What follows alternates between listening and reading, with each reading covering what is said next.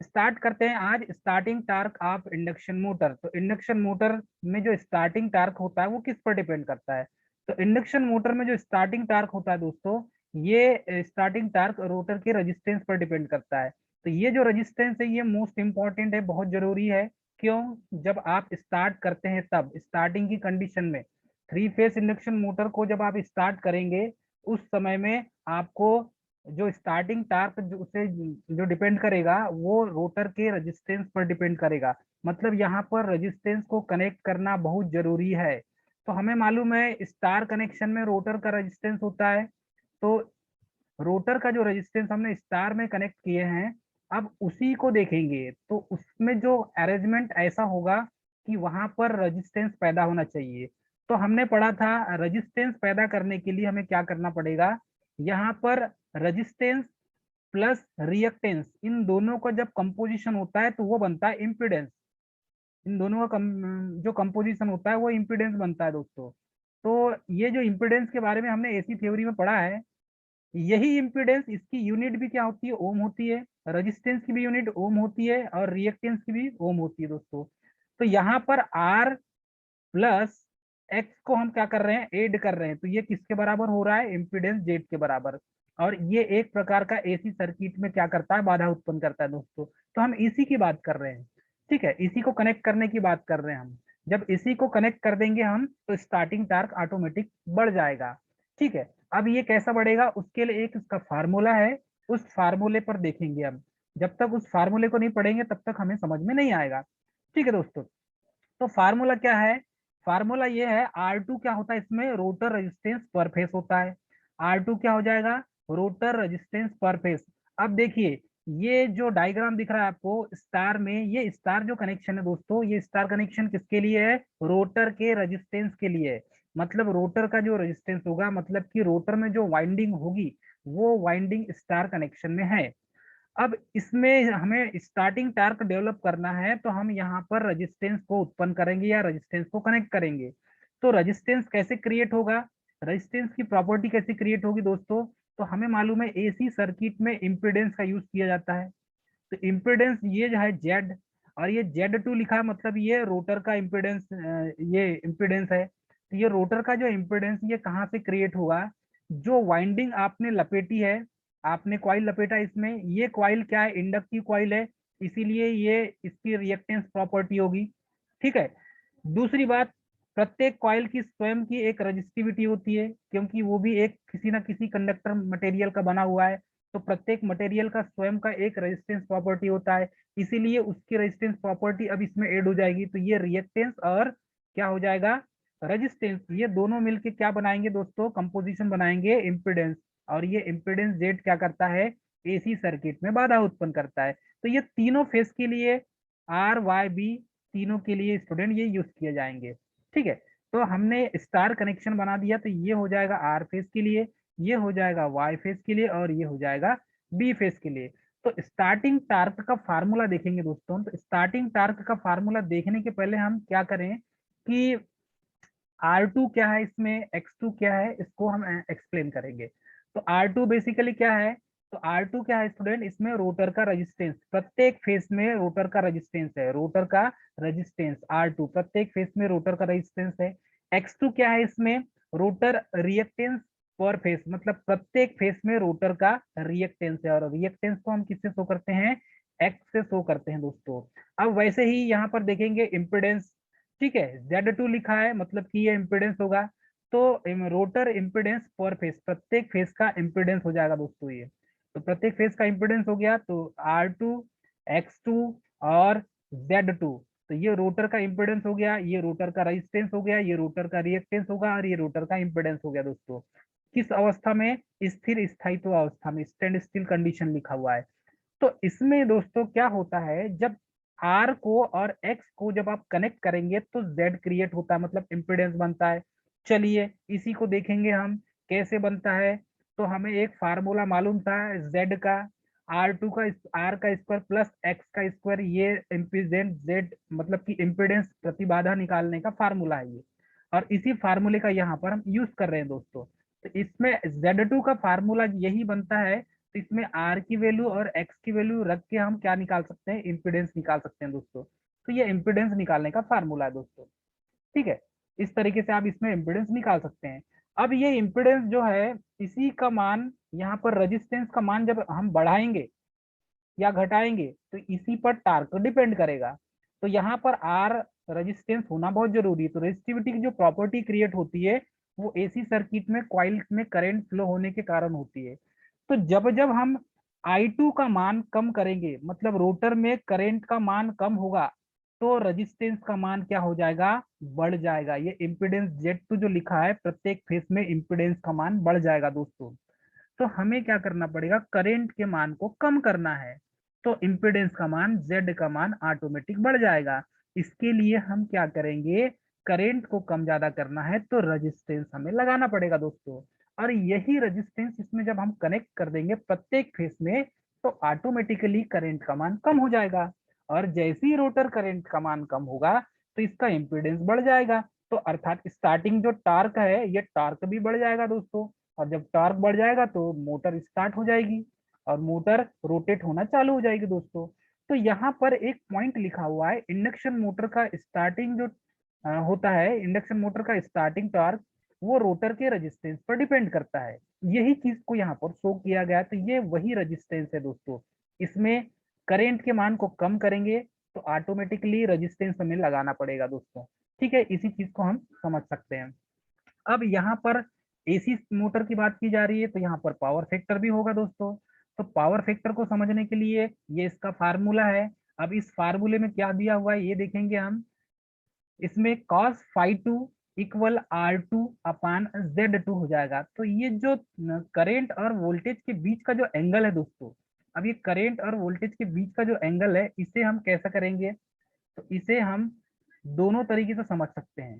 कैसे समझेंगे इसको हम, करंट और वोल्टेज के बीच का जो एंगल है दोस्तों, उसे समझने के लिए हमें क्या करना पड़ेगा, cos फाई टू, ये क्या लिखा हुआ है cos फाई टू, तो cos फाई टू को हम, cos फाई टू क्या है, करंट और वोल्टेज के बीच का एंगल है।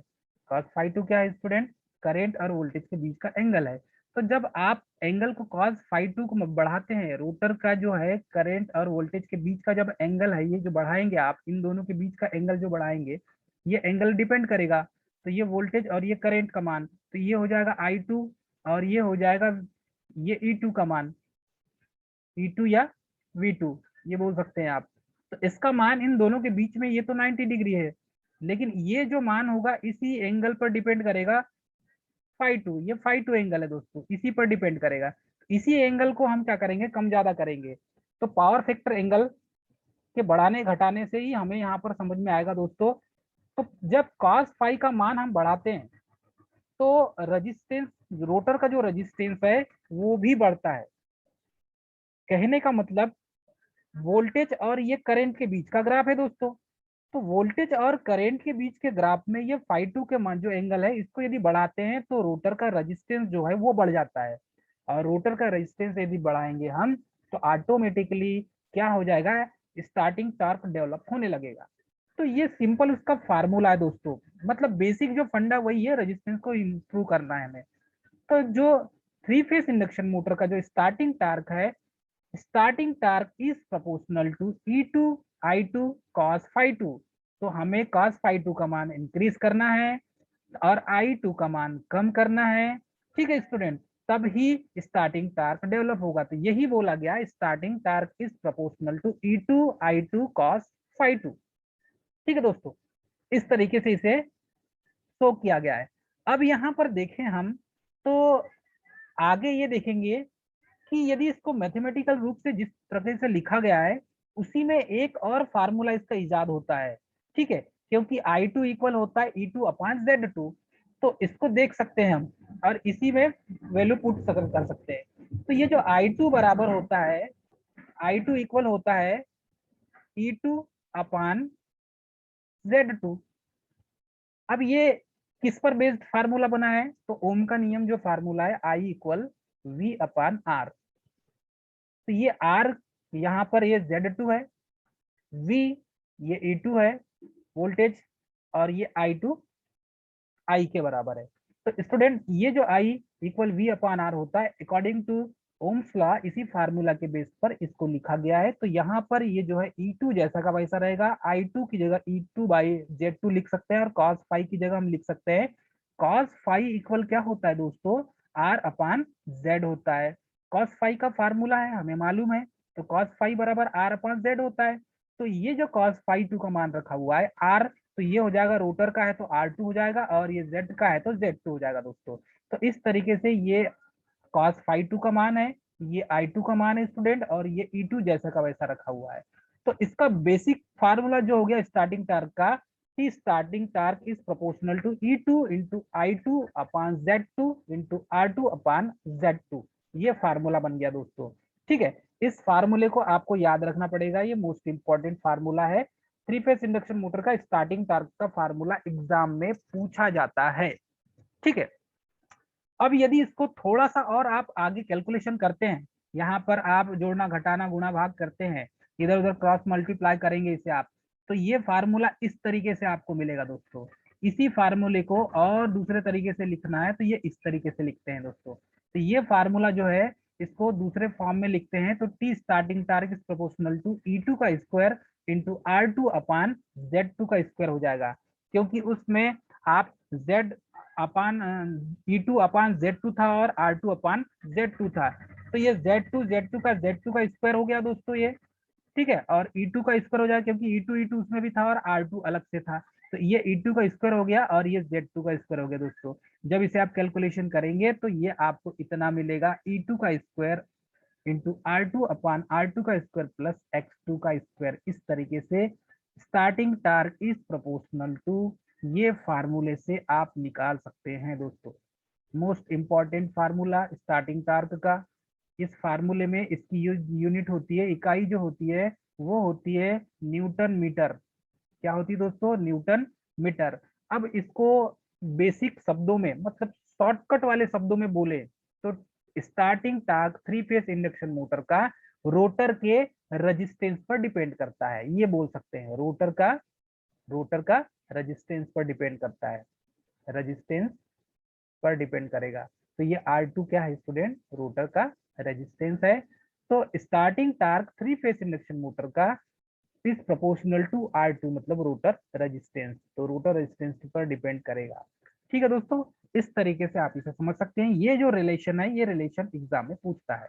ठीक है, ऑब्जेक्टिव क्वेश्चन में पूछ लेता है कभी कभी। चलिए आगे बढ़ेंगे दोस्तों हम। आगे यदि बढ़े हम तो देखते हैं कि स्टार्टिंग टार्क आप स्क्वायरल केज रोटर का स्टार्टिंग टार्क देखेंगे दोस्तों। जैसे हमने थ्री फेज इंडक्शन मोटर में अलग अलग टाइप के रोटर होते हैं, तो स्क्वायरल केज जो रोटर होता है ये हेवी लोड में क्या होती है, जल जाती है जो मोटर। इस मोटर के बारे में पढ़ेंगे। तो डिसएडवांटेज हमें तो सबसे पहले यही पता रहना चाहिए कि ये मोटर कहाँ यूज की जाती है, कैसे यूज करते हैं, क्या कंस्ट्रक्शन है दोस्तों इसका। तो स्टार्टिंग टार्क आप स्क्वायरल केज इंडक्शन मोटर, और स्क्वायरल केज इंडक्शन मोटर का जो रोटर है दोस्तों, यहाँ पर हम रोटर पार्ट की बात कर रहे हैं। ठीक है, तो जो रोटर है, जो मूविंग पार्ट होता है रोटर, ये रोटर के बारे में जानेंगे दोस्तों। तो हेवी लो इसकी क्या होती है, हेवी लो स्टार्टिंग टार्क होती है, मतलब वेरी लो, और हेवी लोड पर क्या होती है, जल जाती है। तो हेवी वर्ड भी आपको, हेवी लोड भी याद रखना है, हेवी लोड पे जल जाएगी। Second, very low starting torque होती है। अब यदि आपको पूछ ले कि थ्री फेज इंडक्शन मोटर में कौन से रोटर का लो स्टार्टिंग टार्क होता है, तो ये होता है स्क्वायरल केज रोटर का। ठीक है, दोहरी पिंजरा प्रारूपी इंडक्शन मोटर जिसे हिंदी में कहते हैं। तो स्टार्टिंग टार्क आप स्क्वायरल केज रोटर में, very low starting torque squirrel cage rotor का होता है। मतलब कि three phase squirrel cage induction motor में आप यूज करेंगे कहां पर भी, तो वो उसका स्टार्टिंग टार्क क्या होता है, very low. Starting torque is very low, बहुत पुअर। ज्यादा लोड में इसे चालू करेंगे तो ये लोड को नहीं उठा पाएगी और हेवी लोड में ये जल जाएगी। अब देखिए ये इसके स्लॉट हैं, ये क्या है, स्लॉट। और स्लॉट को क्या किया गया है, स्क्यूड, मतलब कि स्लॉट तिरछा बनाया गया है। अब तिरछा क्यों बनाते हैं, इसका वर्किंग प्रिंसिपल मैंने बता चुका हूँ। तिरछा इसलिए बनाते हैं ताकि मैग्नेटिक लॉकिंग से बचा सकते। मैग्नेटिक एम और ये एल लॉकिंग, मैग्नेटिक लॉकिंग से बचा जा सके दोस्तों। ठीक है, इसका शाफ्ट हो गया, ये एंड रिंग है, दोनों साइड लगी होती है, सभी को मालूम है। इसका वर्किंग प्रिंसिपल का वीडियो जिसको नहीं पता हो तो देख सकते हैं टांडे सर टेक्निकल चैनल में। दोस्तों मैं सभी को यही कहना चाहूंगा कि यदि आपको प्रीवियस वीडियो देखना है तो चैनल को लाइक शेयर और सब्सक्राइब कीजिए, ताकि आपको प्रीवियस वीडियो बेल आइकन को प्रेस करना बहुत जरूरी है, ताकि आपको आगे की वीडियो और मिल जाए। ठीक है, तो ये जो ईएमएफ है स्टूडेंट, इसमें जो ईएमएफ इंड्यूस्ड होगा उसके बारे में मैं बताना चाहूंगा आपको। स्टार्टिंग टार्क आप स्क्वायरल केज जो रोटर है उसमें जब देखें हम, तो इस स्क्वायरल केज टाइप के मोटर को कभी हेवी लोड पर स्टार्ट नहीं करते। मतलब आप लाइट लोड पर स्टार्ट करना है, जो कम लाइट लोड मतलब हल्का लोड हो, हल्के लोड में ही आप स्क्वायरल केज इंडक्शन मोटर को चलाएंगे। ध्यान रखिएगा, हेवी लोड में आप इंडक्शन मोटर को, squirrel cage type induction motor को नहीं चलाएंगे। ठीक है, ये सुटेबल नहीं होता हेवी लोड के लिए, पॉइंट नोट कीजिए दोस्तों। हेवी लोड के लिए squirrel cage rotor induction motor जो है उसको यूज नहीं करते, नहीं तो ये ज्यादा करंट लेगी, मतलब ज्यादा करंट ड्रॉ करेगी दोस्तों, और ये जल जाएगी। तो इसीलिए हेवी लोड पर इसको यूज नहीं करते। और ये क्या होती है, जल सकती है, हेवी लोड पर क्या हो जाती है, ये जल जाती है, जल सकती है। इसीलिए दोस्तों हम इसमें इसका यूज नहीं करते। तो ये जो कुछ पॉइंट है आपको याद रखना पड़ेगा। ठीक है, अब यहाँ पर क्या होता है ऐसा, इसके बारे में जानेंगे दोस्तों। ठीक है, तो इसके बारे में हम यदि जाने कि स्क्वायरल केज रोटर कैसा होता है, तो इसमें केज बने होते हैं। इसमें क्या बने होते हैं, केज बने होते हैं दोस्तों। चलिए इसके कुछ पॉइंट को देखते हैं। क्या होता है, स्टार्टिंग के समय में रोटर में उत्पन्न जो ईएमएफ होती है वो फ्रीक्वेंसी से ज्यादा होती है। स्टार्टिंग के समय में जब आप स्टार्ट करते हैं इसे, तो स्टार्टिंग के समय में रोटर में उत्पन्न जो ईएमएफ है वो फ्रीक्वेंसी से ज्यादा होती है। ठीक है, मतलब रोटर में जो ईएमएफ है, इलेक्ट्रोमोटिव फोर्स, वो रोटर से ज्यादा है। ठीक है, जब रोटर से ज्यादा होगी तो इसलिए क्या हो जाएगा, रोटर का रिएक्टेंस जो एक्स है वो रोटर के रेजिस्टेंस की तुलना में ज्यादा हो जाएगा।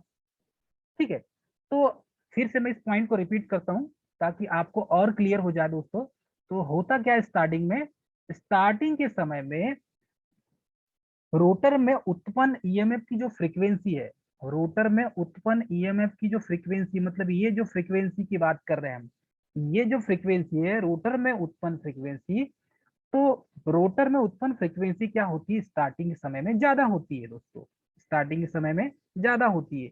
इसलिए रोटर रिएक्टेंस जो है, रोटर में रिएक्टेंस भी होगा, तो ये जो रोटर में रिएक्टेंस का मान ये भी क्या हो जाता है दोस्तों, ज्यादा हो जाता है। ठीक है, तो ये किसकी तुलना में ज्यादा होता है, रजिस्टेंस की तुलना में ज्यादा होता है दोस्तों। ठीक है, अब इसके कारण क्या हो जाएगा, रोटर का जो पावर फैक्टर एंगल है वो ज्यादा होता है। इसी के कारण रोटर का जो पावर फैक्टर एंगल है ये ज्यादा हो जाता है दोस्तों। देखिए, हमने स्टार्टिंग कहाँ से की है, बेसिक चीजों को मैं समझा रहा हूँ आपको। स्टार्टिंग के समय रोटर में जो उत्पन्न ईएमएफ का जो मान है वो ज्यादा होता है। ठीक है, तो वो ज्यादा होता है, उसके कारण उसकी फ्रीक्वेंसी भी ज्यादा होती है। रोटर के ईएमएफ के कारण जितनी ईएमएफ जनरेट होगी, जितनी फ्रीक्वेंसी होगी उतनी ईएमएफ जनरेट होगी। तो ईएमएफ के कारण फ्रीक्वेंसी बढ़ी। अब ये फ्रीक्वेंसी बढ़ने के कारण रोटर का रिएक्टेंस बढ़ गया। अब ये रिएक्टेंस के कारण पावर फैक्टर एंगल इंप्रूव हो गया। ठीक है, तो पावर फैक्टर इंप्रूव हो गया, मतलब पावर फैक्टर एंगल बढ़ा इसमें दोस्तों, तो पावर फैक्टर क्या हो जाएगा, कम हो जाएगा। पावर फैक्टर एंगल ज्यादा होगा, ध्यान रखिए, power factor angle, power factor angle ज्यादा होगा, न कि पावर फैक्टर ज्यादा होगा।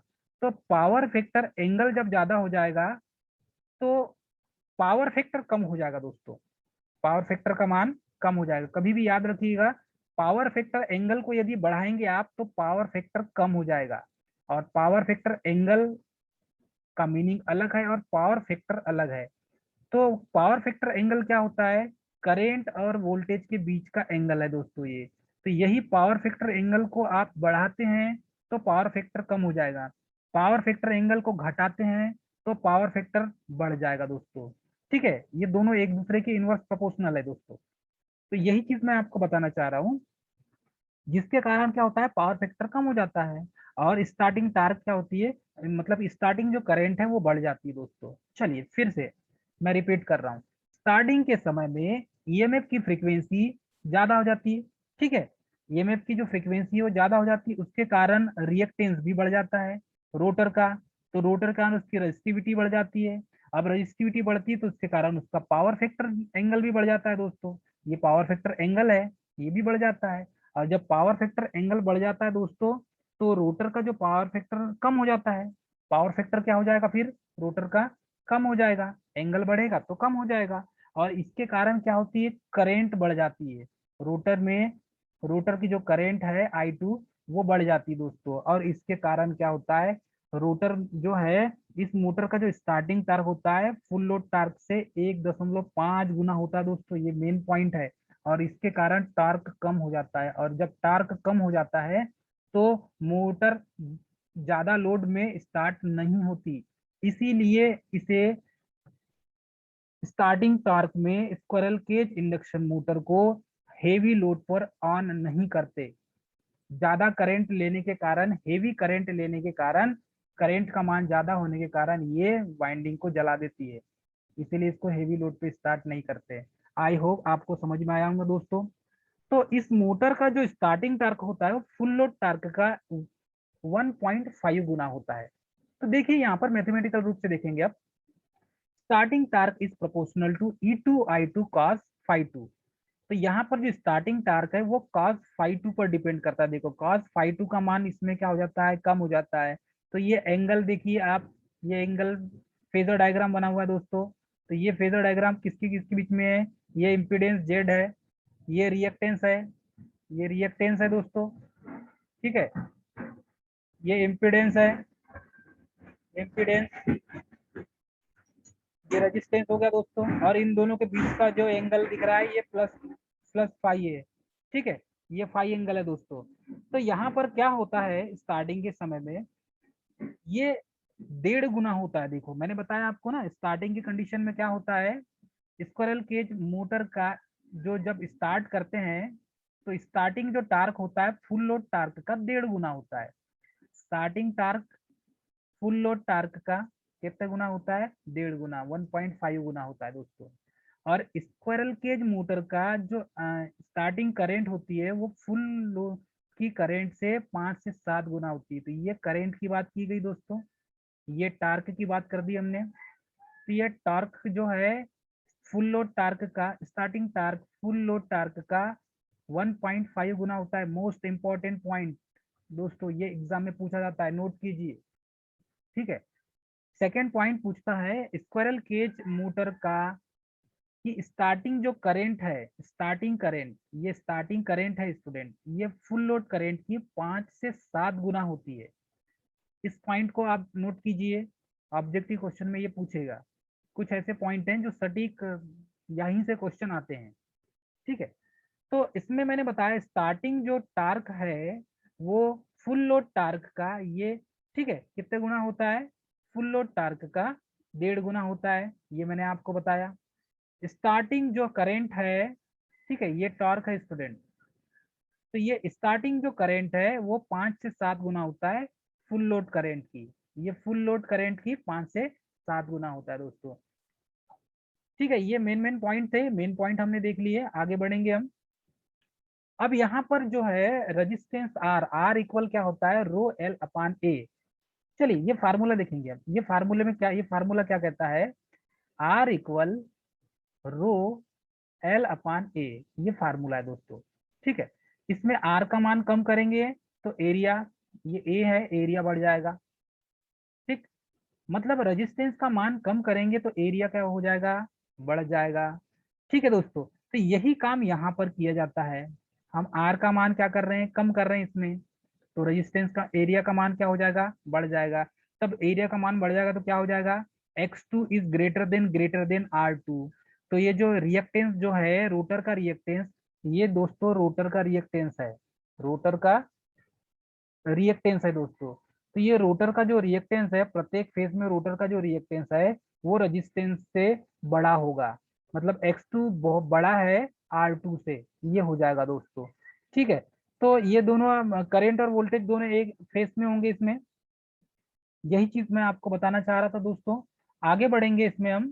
तो इसमें क्या होता है, जैसे जिस पॉइंट को मैंने आपके सामने मैंने रखा, कि इस मोटर का जो स्टार्टिंग टार्क होता है, ठीक है, इस मोटर का जो स्टार्टिंग टार्क होता है वो फुल लोड टार्क का 1.5 गुना होता है, मतलब 1.5 गुना होता है। Most important point. तो इसको मैंने शॉर्टकट में इस टाइप से लिखा मैंने, स्क्वायरल केज मोटर का स्टार्टिंग टार्क, तो T starting is equal to T full load torque. ठीक है, ये फुल लोड टार्क इंटू 1.5 गुना, इसको इस तरीके से भी लिखा जाता है। इसीलिए इसको मैंने कवर कर दिया दोस्तों, इस तरीके से भी लिखा जाता है। ठीक है, नेक्स्ट देखेंगे। नेक्स्ट पॉइंट जो मैंने आपको बताया, नेक्स्ट पॉइंट क्या है कि इसके स्टार्टिंग जो करंट होती है वो फुल लोड करंट की 5 से 7 गुना होती है। तो इसको T is proportional to I square से भी शो करते हैं। T is proportional to I square. जितने भी कंपटीशन एग्जाम होंगे, चाहे वो आईटीआई की हो, चाहे पॉलिटेक्निक हो, चाहे बी हो, कोई भी एग्जाम हो दोस्तों, इसमें स्टार्टिंग जो करंट होती है फुल लोड करंट की 5 से 7 गुना होती है। ये एग्जाम में कई बार पूछा गया दोस्तों। ठीक है, इस पॉइंट को भी नोट कीजिए सभी दोस्तों। आई आप एक काम करिए, एक कॉपी पेन लीजिए और इसमें जो मेन मेन पॉइंट